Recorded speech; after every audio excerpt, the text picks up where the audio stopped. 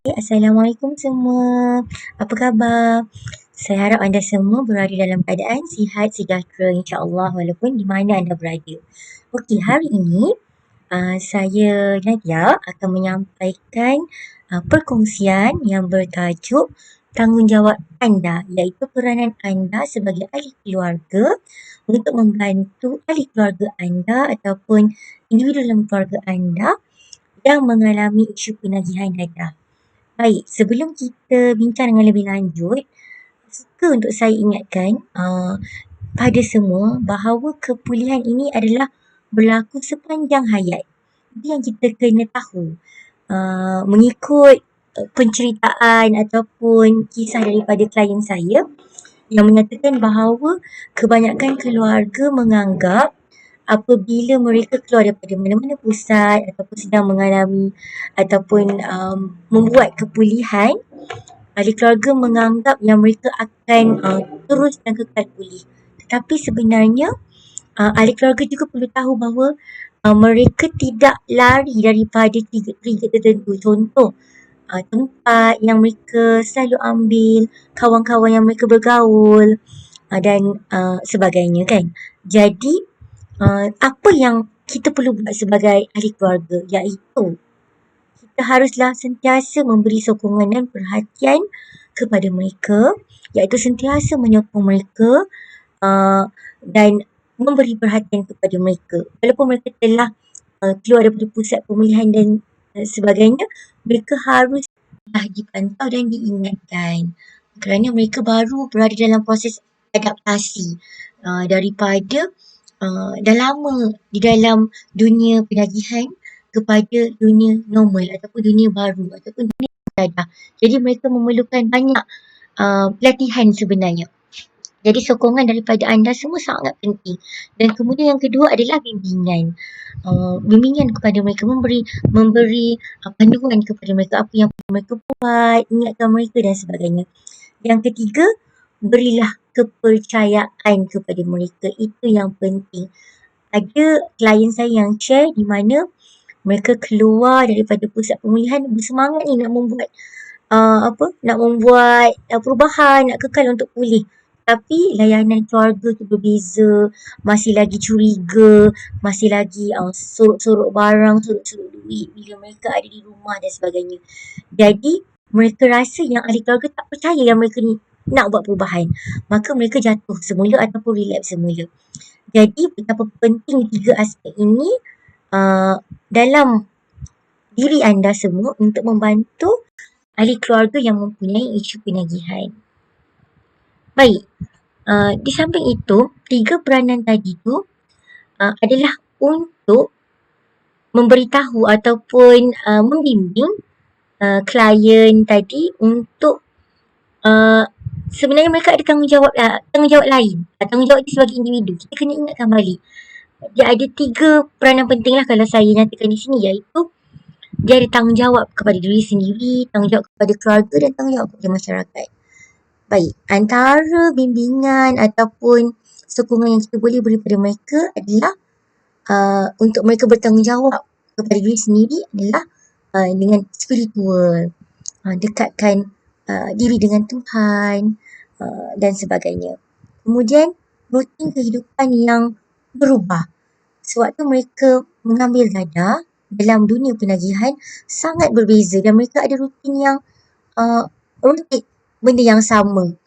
Contoh keluar kerja, dapat duit, beli barang, ambil barang, tidur. Lepas tu kerja, lepas tu beli barang, ambil barang. Macam tu rutin dia sama saja. Jadi berbeza bila mereka dah tiada dalam dunia penagihan, mereka nak berada dalam dunia normal, kehidupan yang normal, jadi rutin itu harus berbeza. Contoh, pergi kerja, lepas tu balik kerja bersama keluarga, makan-makan, kemudian tidur. Tidur pun adalah rutin kehidupan yang perlu mereka belajar untuk ataupun membiasakan diri untuk tidur dengan cukup dan pada waktunya. Kerana waktu zaman penagihan, mereka mungkin tidur pada bila-bila masa kan. Macam tu, tiada waktu yang tetap. Dan itu menyebabkan hormon mereka juga terganggu dan emosi juga terganggu. Banyak efeknya. Jadi rutin kehidupan tu perlu diatur semula supaya mereka dapat adaptasi dengan kehidupan yang normal. Kemudian kita sebagai ahli keluarga juga perlu membantu mereka untuk pengurusan diri, sikap dan gaya bahasa. Pengurusan diri ni seperti contoh ialah kekemasan diri, kekemasan rambut, pakaian dan sebagainya. Kemudian sikap bagaimana untuk bercakap dengan orang, gaya bahasa kan, untuk bergaul dengan orang balik, untuk ada sikap-sikap yang baik dan sebagainya. Ini semua perlukan sokongan dan bimbingan daripada ahli keluarga. Kemudian pemakanan yang sihat. Pemakanan yang sihat ni memang penting lah. Pemakanan yang cukup zat, lepas tu pada waktu makan yang betul kan. Kemudian waktu tidur yang cukup, jaga tentang kesihatan diri dan juga tentang kerjaya kerja dan sebagainya.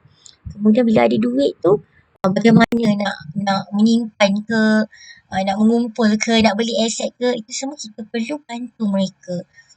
Baik, yang kedua, kita perlu ingatkan juga mereka mempunyai tanggungjawab kepada keluarga. Jadi, bagaimana mereka nak bertanggungjawab pada keluarga semula adalah dengan memberi nafkah ke, memberi duit kepada, kalau yang ada keluarga tu, memberi nafkah pada isteri, pada anak, dan boleh memberi duit kepada ibu bapa, kepada adik-beradik dan sebagainya. Kemudian kasih sayang.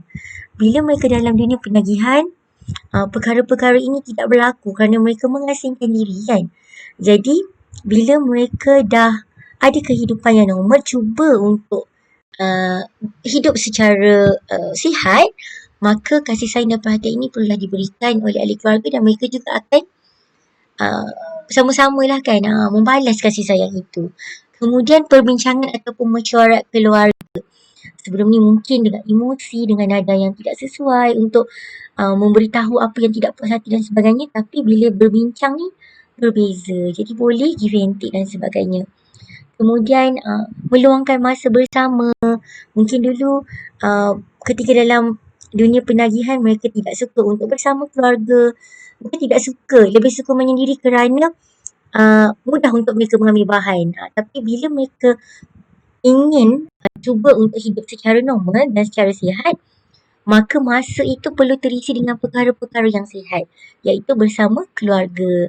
Kalau ada anak, boleh main-main dengan anak. Kalau ada ibu bapa, boleh urut-urut ibu bapa ke kan, macam. Kemudian family gathering. Ada klien saya yang share juga yang bila ada family gathering ataupun travel ataupun family day dan sebagainya, mereka tak suka untuk follow sebab nanti mereka akan terputus dengan bahan dan sebagainya. Tapi bila mereka ingin hidup secara normal, hidup bahagia dan sebagainya, mereka akan ubah rutin kan. Jadi ini antara perkara yang boleh mereka buat, iaitu family gathering dan sebagainya bersama keluarga. Baik, kemudian bagaimana pula tanggungjawab mereka sebenarnya kepada masyarakat? Iaitu kita kena menggalakkan mereka untuk bersosial, bergaul semula dengan masyarakat. Mungkin boleh pergi surau dan sebagainya kan. Kalau ada program KRT, rukun tetangga dan sebagainya, boleh join. Ada gotong royong, peduli kahwin. Kalau orang Jawa panggil rewang-rewang kan, gitu. Lepas tu aktiviti-aktiviti bermasyarakat. Kita kena galakkan mereka. Kerana adalah klien saya yang share kan, puan, saya dah lupa dah macam mana cara nak bersosial, cara nak bergaul dengan baik. Jadi dengan adanya sokongan keluarga tu, untuk membimbing mereka bagaimana cara untuk bergaul dengan baik, itu penting sebenarnya sebab mereka nak. Cuma bila tak ada sokongan tu dia jadi down. Jadi dengan harapan bila ada sokongan, bila ada perhatian, bila ada seperti saya nyatakan tadi kan, kepercayaan, bimbingan, diharapkan ini dapat membantu meningkatkan lagi keyakinan diri mereka agar mereka terus kekal pulih. Macam saya nyatakan tadi, proses kepulihan ini adalah proses sepanjang hayat. Jadi kita sebagai ahli keluarga pun kena alert dan mereka juga kena peka dengan diri mereka dan trigger mereka supaya benda itu tidak mengganggu proses kepulihan mereka. Baik, itu sahaja apa yang ingin saya sampaikan untuk hari ini.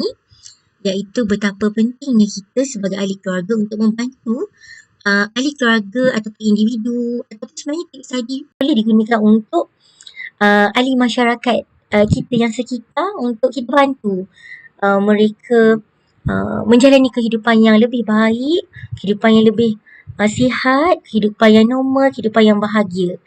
Dan akhirnya mereka juga dapat berkhidmat ataupun berbakti semula kepada masyarakat dan juga keluarga. Baik, itu sahaja daripada saya. Akhir kata, moga ada sinar harapan untuk mereka yang merupakan pewaris negara dan juga pewaris dunia. Itu sahaja daripada saya. Assalamualaikum.